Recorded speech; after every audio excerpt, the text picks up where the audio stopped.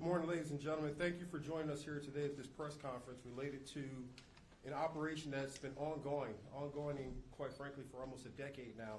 This is related to MS3 gang members and the brutality and the nature of the criminal activities that they committed here, not only in Broward County, but in other parts of the state of Florida and Palm Beach. I'm proud to introduce partners that we have here in attendance today who have contributed to this investigation, from providing resources, investigative tools, and our legal guidance, to include our Attorney General, Pamela Bondi, Associate Attorney General nominee, Stanley Woodward, Deputy Chief of Staff, Cipher, and from the U.S. Attorney's Office, allow me to introduce United States Attorney Hayden O'Brien, his team, First Assistant U.S. Attorney Manuel Rimboso, and Special Prosecution Chief Dobson. Folks, for several years now, this community has witnessed me stand here and talk about the importance of executing investigations regardless of how long ago they occurred. And the crimes that we talk about, are going to talk about today, took place back in 2014 through 15. And had it not been for the efforts of our cold case unit, which we launched back in 2019, and their ability to dig into these cases and no longer see boxes in hallways and dismiss the fact that these are victims, these are people, these are members of someone's loved one or family that are no longer here. And so today, as the Attorney General introduces her team and talk about the success that we have in this case, I want this community to remember, here in Broward County, justice doesn't have an expiration date. It doesn't matter when you committed the crime, it doesn't matter what part of this world you are from. If you come here in this community and decide that you're going to take a life, we're going to unleash every single resources to bring you to justice. So without further ado, allow me to introduce our U.S. Attorney General, Pam Bondi. Thank you, Sheriff. I feel like I'm back home being here in Broward. To our victims' families first, we met with them earlier. Thank you for being here, and we're so sorry. And as Sheriff Tony said, your victim was not just sitting there in a box of papers. They are a victim, and that's why they have spent a decade finding some of these people who have killed your loved ones. So we're very sorry for your loss, and I know you have to relive this, and thank you for being here today. So sorry you're going through this. Sheriff Tony, thank you for your relentless pursuit of justice in these cold cases. And these cases are never cold when it comes to law enforcement. And I want to also thank Hayden O'Byrne, where's Hayden, our acting U.S. Attorney for the Southern District, and Brett Skiles, our SAC for the Special Agent in Charge for the FBI, and to all the great men and women of the Broward County Sheriff's Office, where our Border Patrol agents, all of our agents who are here who have done so much to help. Thank you all to the men and women, especially of Broward, and our victims advocates, our interpreters who have helped with this case. It takes a lot of people to make these cases, and they're so very, very important. And today we're here to announce the arrest of 3 more MS-13 gang members who were in this country illegally, and they were in Florida, and we will be reviewing them. They've all been arrested for first-degree murder. We will be reviewing them to see if we will seek the death penalty. This has been a long-running investigation that started in 2015. The victim in this case was brutally murdered, stabbed approximately 100 times by multiple gang members before he was shot in the head. He suffered tremendously. And these indictments are a warning to all criminals. We don't care how long ago you committed the crime. We don't care where you go. We will find you, we will arrest you, and we will prosecute you to the fullest extent of the law. Gamez Maravilla was located in Lake County, Florida. Get ready for this. He was hanging drywall at the Villages when he was arrested. Bermudez Martinez was apprehended in Minnesota. Great police work by all of our federal, state, and local law enforcement agencies working together. Found this guy in Minnesota. He thought he got away with this crime, and he did not. Navarro Martinez arrested right here in North Lauderdale. They are charged with brutal murder. of a young man. One of these defendants sought him out, convinced him to come with him in his car, took him to a crime scene where they are all charged with violently stabbing him, almost like a game, to get a higher level in their gang initiation. They were all part of an MS-13, it's called Clique, a clique that was living right here in Florida. They're not just a street gang, they are a highly organized terrorist organization. Last week in Virginia, you all saw, we arrested one of the worst MS-13 gang members. He was one of the top 3 leaders of MS-13 in our entire country. He was living right in Virginia, half an hour away from DC, in a nice apartment complex with normal neighbors, bicycles in yards. They are living among us because they think they can get away with this, and they cannot. They're bringing drugs, they're bringing guns, and especially violence to our country. And under Donald Trump's presidency, that has stopped. Every 7 minutes, an American dies of a drug overdose. Over 75,000 people die a year of fentanyl overdoses.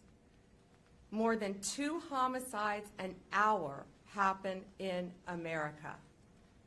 We know there is so much more work to be done, and that's why we are all here fighting for victims of crime. These gangs are organized, they are terrorists, and look at these 3 guys. They thought they got away with it for almost a decade, but they did not. Thanks to the great men and women of law enforcement, they were found, they were arrested, and if convicted, they will never see the light of day again. More arrests are coming. If you are a gang member living in this country, I'd self-deport right now because we're coming after you. It's my honor today to introduce U.S. Attorney Hayden O'Byrne with the Southern District of Florida. Hayden, thank you and your team for your tireless work on everything that you've done to keep Florida safe, but also to keep our country safe by taking these terrorists off our streets. Thank you, Hayden. Thank you, John. Thank you.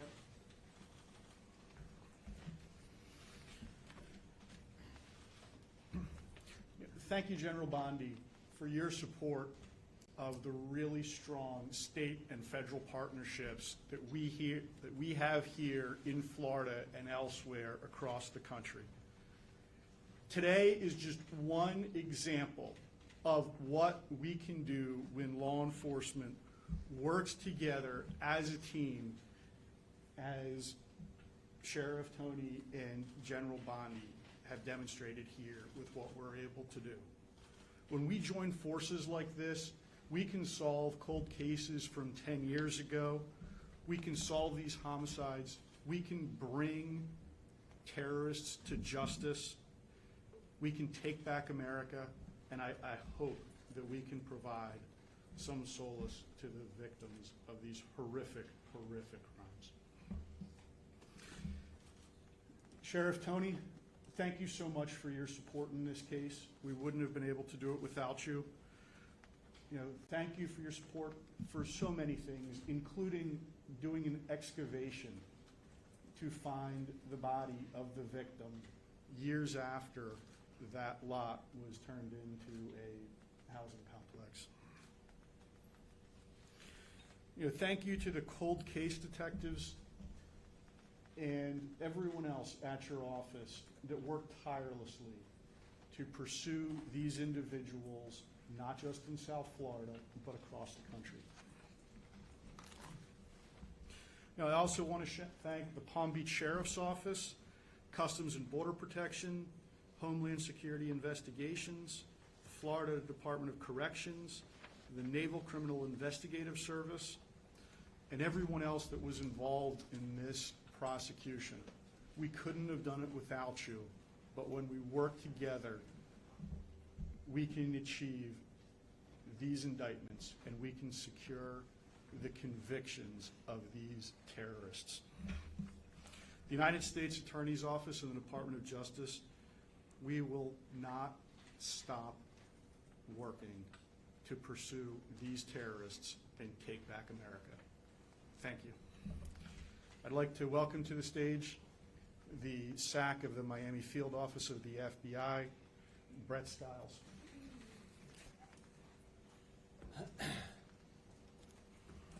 Morning. So on March 6, 2025, 3 MS-13 members were indicted for violent crimes in aid of racketeering, also known as VICAR, for murder as part of an ongoing FBI investigation involving 4 homicides in Broward and Palm Beach counties. So these 3 indictments represent the last of 9 subjects believed to be involved in 4 homicides. Within the last 6 months, 5 other MS-13 members have pleaded guilty, and the 6th was convicted at trial for VICAR murder related to this investigation. The convicted MS-13 members currently, one of them is facing a life sentence. All the others, if convicted, are also facing life sentences. MS-13 is a violent international criminal organization that has no respect for borders, law enforcement, or human life. In fact, one of the final tests for membership is to commit murder. They have made inroads into many cities across the country, committing a variety of crimes, including drug trafficking and extortion, and they must be stopped. This is why the FBI is dedicated to disrupting and dismantling the most significant gangs through intelligence-driven investigations and partnerships such as our Safe Streets Task Forces, the National Gang Intelligence Center, and our transnational anti-gang task forces.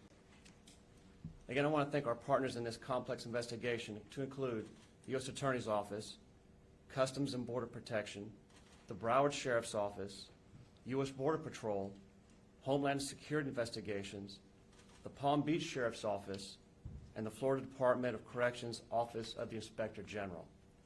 Additionally, I want to highlight the ongoing the ongoing close cooperation with our law enforcement partners in El Salvador and Mexico on this and other investigations.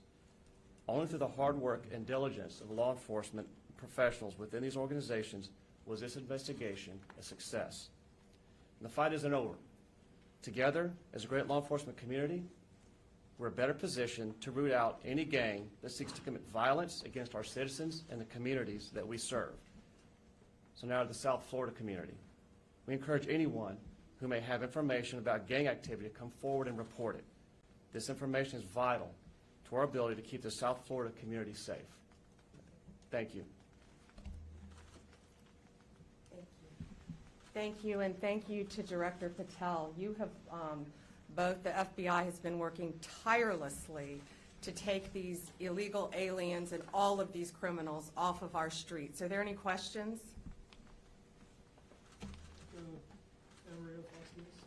Hi. Obviously, the MS-13 gang has been here for the last 10 years. This is a cold case. Can you please explain and expand on the scope of how long and wide this gang, specifically in Florida, has affected our communities? Well, if you could see the pictures of this victim, too, brutally, any homicide, in my opinion, is brutal, but brutally stabbed. It was over 100 times, right, Sheriff? All over his body. I mean, his neck, his chest, his entire body, almost like a game. Didn't they call it a piñata? They called him a piñata. That's how frightening and dangerous these people are. These gangs are organized, terrorist. They have a command structure, and one of the reasons they commit murders in this way is to increase their level within the gang. So yes, they had been operating right here. One of them, as I said, was caught in Minnesota. They are living among us, the most violent of violent, but no longer. Thanks to great police work, and again, it's state, local, and federal agencies working so well together. We're going to find them all and take them off the streets. These 3 were here illegally from El Salvador. Can you explain how the 9 and possibly 10th there, how they're are they responsible for more than one murder? If you can talk about the scope. Multiple murders for the other ones. Do you want to take that? Multiple murders. Yes, there were a total of 4 murders involving these defendants down here in South Florida. In the trial that just concluded, the people you see on the top row either pled guilty or were convicted of those murders. And then basically everyone on that was involved with the last murder that we've charged. And the 3 individuals that have been charged were involved in that last murder. They were part of the gang where they all went out and brutally stabbed the individual over 100 times as part of the gang initiation. So the 3 on the top there on the left, they're the ones for that Oakland Park murder? Yes, everybody was involved in the Oakland Park murder, and then there were 3 other murders down here in South Florida that various gang members were involved with.